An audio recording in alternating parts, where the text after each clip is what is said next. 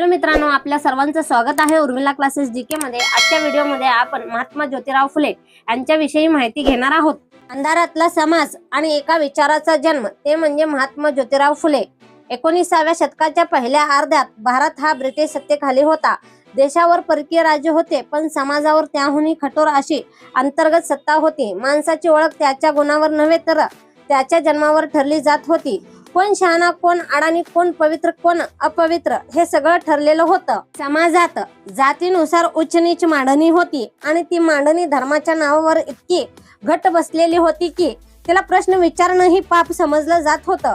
शिक्षण, ज्ञान, विचार करण्याचा हक्क काही मोजक्या लोकांकडेच होता।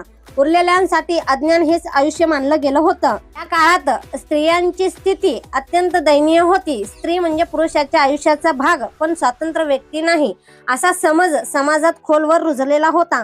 मुलींचं शिक्षण म्हणजे धर्म बिघडणं, घर उद्ध्वस्त करणं आणि समाज व्यवस्थेला धोका देणं असं मानलं जात होतं। बालविवाह, विधवाचं केशवपन, पुनर्विवाहावर बंदी आणि अनेक अमानवी प्रथा या समाजाचा रोजचा भाग होत्या। या अमानवीय विरुद्ध आवाज उठवणारा कोणीच नव्हता, कारण बहुतेक लोकांना अन्याय हाच अन्याय वाटतच नव्हता, तो धर्म आणि परंपरेचा भाग मानला जात होता। अशाच वातावरणात 11 एप्रिल 1827 रोजी पुणे जिल्ह्यातील एका माळी समाजातील कुटुंबात ज्योतिराव फुले यांचा जन्म झाला। त्यांचे वडील गोविंदराव फुले हे फुलांची शेती आणि विक्री करून कुटुंबाचा उदरनिर्वाह करत असत। हे कुटुंब आर्थिकदृष्ट्या साधं होतं, पण कष्टाला महत्त्व देणारा होता। त्या काळात माळी समाजाला शूद्र मानलं जात होतं आणि या समाजातील मुलांना शिक्षणाची दारे फारशी उघडी नव्हती। त्यामुळे ज्योतिराव यांचा जन्म अशा समाजात झाला जिथे माणूस म्हणून जगणंही संघर्षाचं होतं। ज्योतिराव लहानपणापासूनच समाजातील भेदभाव अनुभवत होते। काही लोक आपल्याशी माणूस म्हणून वागत नाहीत, हे त्यांना फार लवकर जाणवू लागलं। सुरुवातीला त्यांना मर्यादित शिक्षण मिळालं, पण परिस्थितीमुळे ते शिक्षण काही काळासाठी थांबलं। पुढे पुण्यातील ख्रिश्चन मिशनरी शाळेत त्यांना शिक्षणाची संधी मिळाली। या शाळेत फक्त अक्षर ओळखच नव्हे तर विचार करायला शिकवलं जात होतं। इथे ज्योतिरावांना वेगळ्या प्रकारचं जग दिसू लागलं, जिथे माणसाची किंमत त्याच्या जन्मावर नव्हे तर त्याच्या बुद्धीवर ठरते। या शिक्षणामुळे ज्योतिरावांच्या विचार विश्वात मोठा बदल घडू लागला। त्यांनी इतिहास वाचला, समाज रचना समजून घेतली आणि धर्माच्या नावावर चालणाऱ्या अन्यायाकडे प्रश्नार्थक नजरेने पाहायला सुरुवात केली। हे प्रश्न त्याच्या मनात शांत बसले नाहीत, ते हळूहळू एका निष्कर्षापर्यंत येत होते। जर समाज बदलायचा असेल तर शिक्षणाशिवाय दुसरा मार्ग नाही, आणि हे शिक्षण फक्त पुरुषांसाठी नव्हे तर स्त्रियांसाठी, शूद्रांसाठी आणि वंचितांसाठी असला पाहिजे। याच काळात ज्योतिरावांचा विवाह सावित्रीबाई यांच्याशी झाला। सावित्रीबाई या त्या वेळच्या समाज व्यवस्थेनुसार शिकलेल्या नव्हत्या, पण त्यांच्यात शिकण्याची तीव्र इच्छा होती। ज्योतिरावांनी स्वतः सावित्रीबाईंना शिक्षण देण्यास सुरुवात केली। हे केवळ पतीने पत्नीला शिकवण नव्हतं, तर एका येणाऱ्या सामाजिक क्रांतीचं बीज होतं। सावित्रीबाई शिक्षित होत गेल्या तसं ज्योतिरावांना हे अधिक स्पष्ट होत गेलं की स्त्री शिक्षणाशिवाय समाजाची उन्नती अशक्य आहे। या सगळ्या अनुभवातून ज्योतिराव फुले यांच्या जीवनाचा पहिला टप्पा घडत होता। समाजातील अन्याय त्यांनी पाहिला, अनुभवला आणि समजून घेतला। शिक्षणाचं महत्त्व त्यांच्या मनात खोलवर रुजलं होतं। अजून त्यांनी मोठं काही केलं नव्हतं, पण त्यांच्या मनात विचारांची मशाल पेटलेली होती। हीच मशाल पुढील काळात संपूर्ण समाजाला उजेड देणारा होती। ज्योतिराव फुले यांनी लक्षात घेतली की समाजात शिक्षण हेच सर्वात प्रभावी साधन आहे आणि केवळ पुरुषांसाठी शिक्षण पुरेसे नाही, तर स्त्रियांनाही शिकवण गरजेचं आहे। त्याच विचारानं त्यांनी आपल्या पत्नी सावित्रीबाई यांना शिक्षित करण्यास सुरुवात केली। सावित्रीबाई यांनी आपले शिक्षण स्वीकारलं आणि शिकत शिकत त्या स्वतःच्या शाळा उघडण्याची तयारी करू लागल्या। 1848 साली पुण्यात त्यांनी आणि ज्योतिराव फुले यांनी एकत्र पहिली मुलींची शाळा सुरू केली।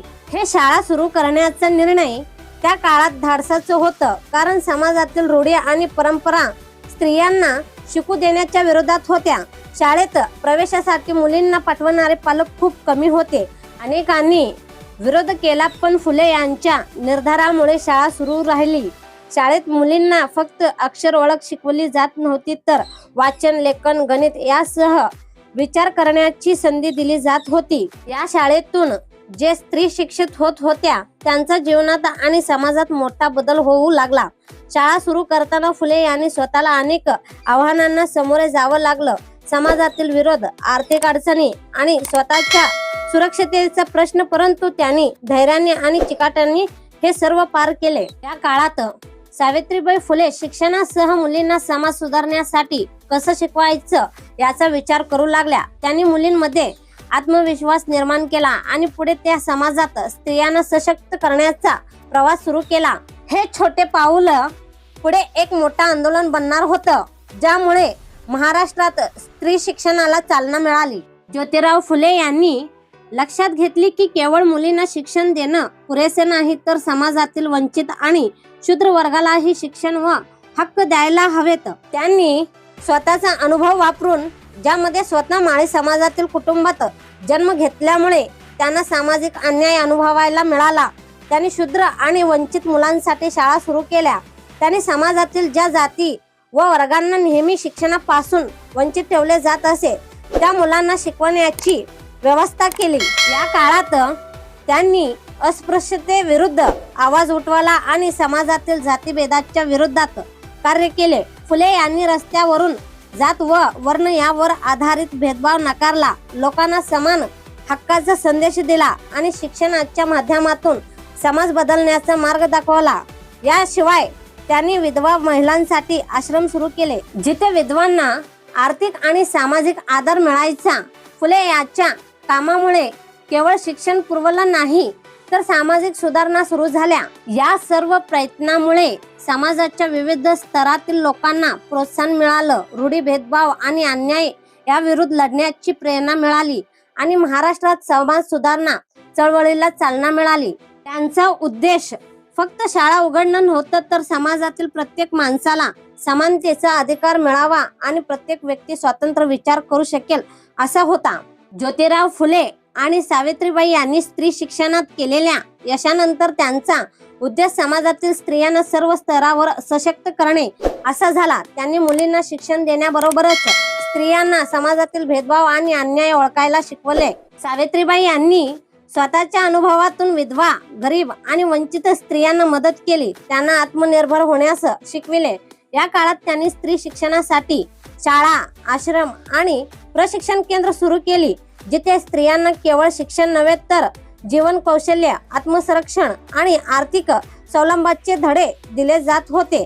फुले दाम्पत्याने एकत्र समाजात जाऊन लोकांना शिक्षणाचे महत्त्व समजावले, भेदभाव आणि जातीभेद नाकारण्याचे संदेश दिले. या काळात त्यांनी विचारवंत लेखक आणि समाजसेवक यांच्याशी संपर्क साधला, जेणेकरून शिक्षण आणि सामाजिक सुधारणेची जागरूकता व्यापक प्रमाणात पसरवता येईल. फुले दाम्पत्यांच्या प्रयत्नामुळे स्त्रियांनी समाजात अधिक महत्त्व मिळवले, आपल्या हक्कांसाठी आवाज उठवण्यास सुरुवात केली आणि पुढील पिढ्यांसाठी प्रेरणा निर्माण झाली. ज्योतिराव फुले यांनी शिक्षणाबरोबरच सामाजिक न्याय, अस्पृश्यता आणि गरिबांच्या हक्कांसाठी अखंड प्रयत्न केले. त्यांनी समानता, बंधुत्व आणि अधिकार या तत्वांचा प्रचार केला. त्यांनी वंचित वर्गासाठी शाळा, आश्रम आणि आरोग्य सुविधा निर्माण केल्या, तसेच विधवा महिलांसाठी आश्रम सुरू केले.